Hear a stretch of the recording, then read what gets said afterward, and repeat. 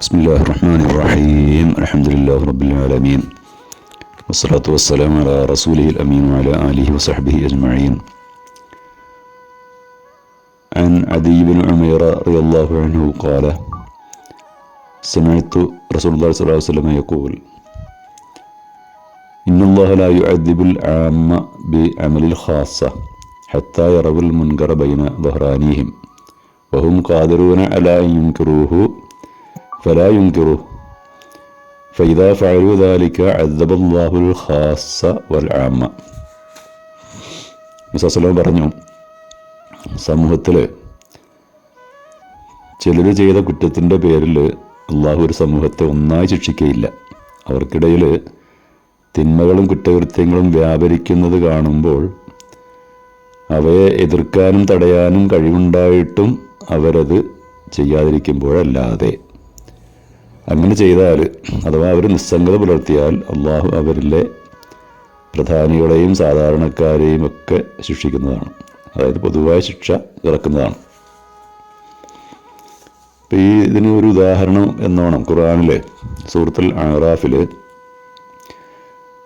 163-165 ആയത്തുകളിൽ ഇസ്രായേലിയരുടെ ഒരു സംഭവം, ഒരു ചരിത്രം വിവരിക്കുന്നുണ്ട്.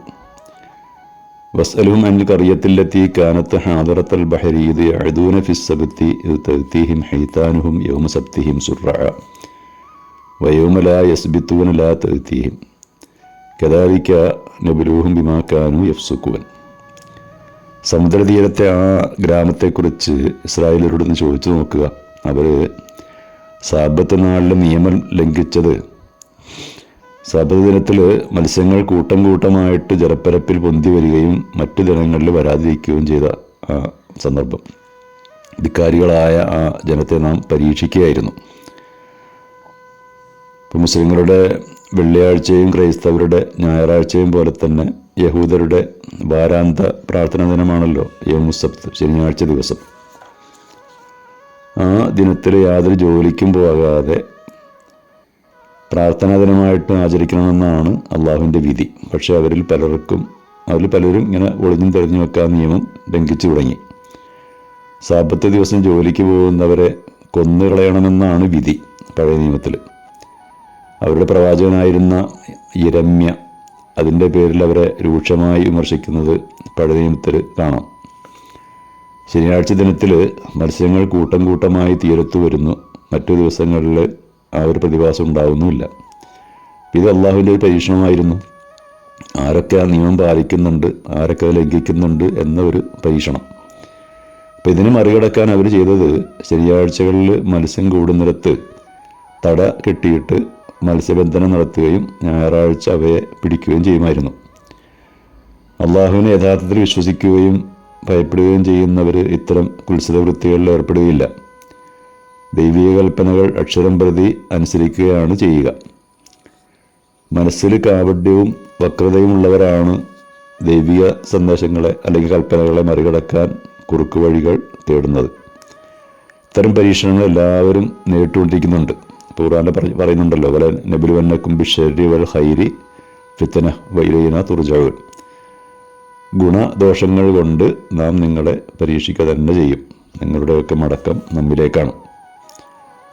സാബത്ത് ദിനത്തെ ധിക്കരിച്ച യഹൂദികളെ ഉപദേശിക്കുന്നതുമായി ബന്ധപ്പെട്ട ഒരു ചർച്ച സൂറത്തുൽ അഅറാഫിൽ നേരത്തെ വിവരിച്ച ആയത്തിന് ശേഷം വരുന്നുണ്ട്.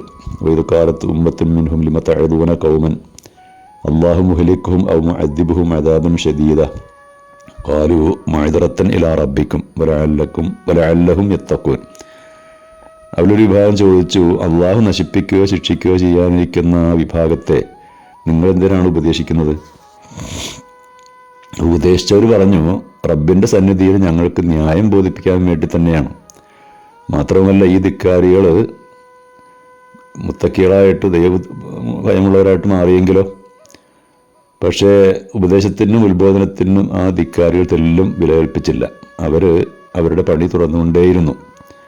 ഫലമ്മാ നസൂ മാ ദുക്കിറൂ ബിഹി അൻജയ്നാ അല്ലദീന യൻഹൗന അനിസ്സൂഇ വഅഖദ്നാ അല്ലദീന ളലമൂ ബിഅദാബിൻ ബഈസിൻ ബിമാ കാനൂ യഫ്സുഖൂൻ.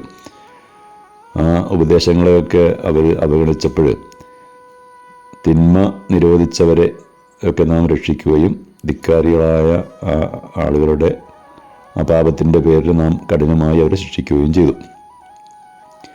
ഇപ്പോൾ ഒരു സമൂഹത്തിൽ നടമാടുന്ന അക്രമങ്ങളും അനീതികളും അധാർമിക പ്രവണതകളും കണ്ടില്ലെന്ന് നടിച്ചുകൊണ്ട് വിശ്വാസികൾക്ക് ജീവിക്കാൻ കഴിയില്ല. അവർ അതിനെതിരെ ശബ്ദം ഉയർത്തേണ്ടതുണ്ട്, സമരങ്ങൾ നടത്തേണ്ടതുണ്ട്. ഇല്ലെങ്കിൽ സമൂഹത്തെ ഗ്രസിക്കുന്ന പൊതുവായ ശിക്ഷയിൽ ആ പറഞ്ഞ നല്ല ആളുകളും പെട്ടുപോകും എന്നർത്ഥം. സൂറത്തുൽ അൻഫാലിൽ ആ കാര്യം വളരെ വ്യക്തമായി പറയുന്നുണ്ട്. വത്തഖൂ ഫിത്നത്തൻ ലാ തുസീബന്നല്ലദീന ളലമൂ മിൻകും ഖാസ്സ. നിങ്ങളിൽപ്പെട്ട ധിക്കാരികളെ മാത്രമായി ബാധിക്കാത്ത, അതായത് എല്ലാവരെയും പൊതുവായി ബാധിക്കുന്ന ശിക്ഷയെ, വിപത്തിനെ നിങ്ങൾ സൂക്ഷിക്കുക. ദൈവധിക്കാരവും അധാർമിക ജീവിതവും സമൂഹത്തിൽ വ്യാപിക്കുമ്പോഴാണ് പൊതുവായ ശിക്ഷകൾ ഇറങ്ങുക. അത്തരം ശിക്ഷകൾ ആപതിക്കുമ്പോൾ വിശ്വാസികൾക്ക് മാത്രമായി രക്ഷപ്പെടാൻ കഴിയില്ല, അതവരെയും ബാധിക്കും. അതാണ് ഈ ആയത്തുകളിലൂടെ അല്ലെങ്കിൽ ഹദീസിലൂടെ നമുക്ക് മനസ്സിലാക്കാനുള്ളത്. വാഹിർ ദഅ്വാനാ അൽഹംദുലില്ലാഹി റബ്ബിൽ ആലമീൻ.